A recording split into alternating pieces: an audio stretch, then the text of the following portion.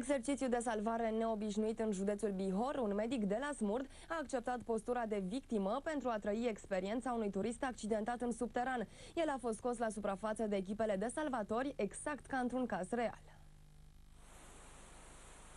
Pentru ineditul experiment a fost aleasă peștera Câmpeneasca, unde se află cea mai mare cascadă subterană din țară. După ce s-a dat alarma, 3 echipe de la serviciul Salvamont Salvaspeo au coborât în subteran. O altă echipă acționa la suprafață.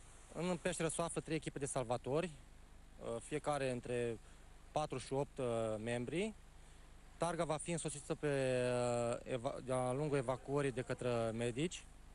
Din păcate, în Cluj și în Alba, acest serviciu este ca și inexistent, lucru care în mod sigur va duce la o atitudine din partea noastră de a închide accesul în peșterele turistice. Targa a fost scoasă pe un traseu dificil printr-o galerie verticală a peșterii pentru a feri victima de cascadă. Printr-o fereastră a galeriei, Targa a ajuns deasupra căderii de apă și de acolo, pe o cordelină, cu ajutorul unui sistem ingenios de scripeți, a fost trecută peste prăpastie.